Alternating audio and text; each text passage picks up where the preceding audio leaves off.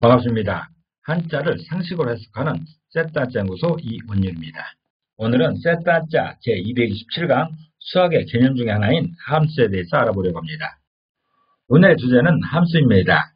사전적 의미로는 정의역의 원소마다 공역의 원소가 오직 하나씩 배분되는 관계를 함수라고 한다라고 말하고 있습니다. 함수입니다. 함수는 상자 함자에 세 숫자로 구성되어 있습니다. 상자 안에 숫자라는 뜻입니다. 상자라는 의미로서 함수를 사용한다면 상자 함자도 있고 상자 개자도 있고 상자 상자도 있습니다. 그래서 굳이 함수라고 하지 않고 개수라고 한다든가 아니면 상수라고 해도 되는데 왜 하필이면 함수라고 했는가를 살펴보려 하는 것이지요. 상자 함자입니다. 상자 함자는 상자를 의미하고 있습니다. 상자 함자를 임시로 표현해보면 이을 승자 등등은 여러 사람이 손을 잇고 있는 이런 모습이 있습니다. 그리고 입 벌릴 갑자 등등은 위로 입이 벌려져 있는 이런 그릇의 이미지가 있습니다. 이런 두 이미지가 그려진 모양이 상자 함자여서 상자 함자가 표현하는 그 상자는 위로 트인 것에 이어지는 그런 모양이다라는 그런 뜻입니다. 위로 트여진 그 그릇을 매개체로 서로 이어진다라는 그런 의미인 것입니다. 상자는 어떤 물건 등을 넣을 수 있도록 만든 통을 말하는 것인데 종이 상자 같은 것은 아니고 나무나 금속으로 만든 그런 상자를 생각하시면 좋을 것 같습니다. 그리고 상자 함자가 의미하는 상자는 빈 상자가 아니고 그 안에 무엇인가 채워져 있는 그런 상자입니다. 상자 함자가 표현하는 그 상자는 뚜껑이 없는 그릇 같은 것에 무엇인가가 채워져 있는 그런 모양입니다. 그래서 일부러 서로 연결해주는 그런 작용을 하는 것이죠. 여기서 붓으로 사용되고 있는 이을 승자는 원래 분자는 이런 글자인데 간단하게 표현할 때 이런 모양으로 사용하고 있습니다. 지금 이런 모양이 붓으로 사용되고 있는 것이죠. 이 이을 승자는 있다 또는 계승하다 등의 의미가 있습니다. 세 숫자입니다. 세 숫자는 세다라는 의미가 있고 셈, 삼법, 규칙 등의 의미가 있습니다. 세 숫자를 이미지로 표현해보면 거둘 루자에 해당되는 곡식을 거두고 있는 이런 이미지가 있습니다. 그리고 따라갈 치자에 해당되는 앞서가는 사람을 뒤쫓아가는 이런 이미지도 있습니다. 이런 두 이미지가 그려진 모양이 세 숫자여서 세 숫자가 표현하는 그 세는 것은 거두며 따라하는 일이다라는 그런 뜻입니다. 세 숫자가 표현하는 그 세는 것은 헤아리는 것을 의미하고 있습니다. 붓으로 사용되는 거둘 루자입니다. 거둘 루자는 거두다 또는 거두어 들이다 등의 의미가 있습니다. 거둘 루자를 이미지로 표현해보면 말무자에 해당되는 끝이 없는 이런 길이 있습니다. 끝이 없이 이어져 있는 이런 길인 것이죠. 또 가운데 중자에 해당되는 관역의 중간에 이미지가 있습니다. 그리고 여자 여자에 해당되는 엄마의 이미지가 있습니다.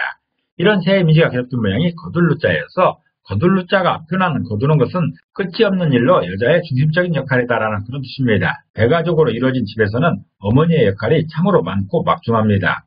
제가 어렸을 때 우리 집이 그랬습니다. 대가족을 이끌던 우리 어머니 같은 분은 식량은 충분히 있는지 수시로 파악해야 되고 가족들은 어디서 무엇을 하고 있는지도 알고 있어야 됩니다. 만약에 짐승을 키운다면 짐승의 상황도 빠짐없이 헤아려야 합니다. 어머니인 여자에게 중심적으로 맡겨진 역할은 끝이 없습니다. 그래서 잠시 허리 펼 시간도 없이 이른 새벽부터 늦은 밤까지 정신없이 일하시는 모습이 지금도 눈에 선합니다. 거둘 자는 거둔다는 의미로서 이것저것을 챙기는 그런 의미가 있습니다. 그래서 세 숫자는 부수가 의미하는 거둘 루자가 의미하는 대로 거두는 일에 반드시 따라야 할 일이 헤아리는 것이다라는 그런 뜻입니다. 예를 들어서 논에서 벼를 수확한다면 몇 가마니가 나왔는지 몇 개는 집으로 들이고 몇 개는 방앗간으로 보내는지를 헤아려야 하는 것이죠. 세 숫자는 거두어 들인 것에 반드시 따라야 하는 일이 헤아리는 것이다 라는 그런 뜻입니다. 다시 말해서 거두는 일에 반드시 따라야 할 일은 세는 것입니다. 얼마인지 세야 되는 것이죠. 이게 정말 중요한 것입니다. 정리하겠습니다. 함수라는 단어가 있습니다. 수학의 개념입니다. 이 중에서 상자 함자가 표현한 그 상자는 그릇 안에서 이어지는 모양이다라는 그런 뜻입니다. 다시 말해서 상자 안에 있는 어떤 성질로 인해서 물질이 서로 연결되는 그런 보물상자 같은 그런 역할입니다. 그리고 세 숫자가 표현하는 그 세는 것은 거두며 따라하는 일, 다시 말해서 헤아리는 것을 표현하고 있습니다. 그래서 함수는 상자 안에 넣은 헤아린 물질의 수라는 뜻으로서 간단히 표현하면 상자 안의 수다라는 그런 뜻입니다.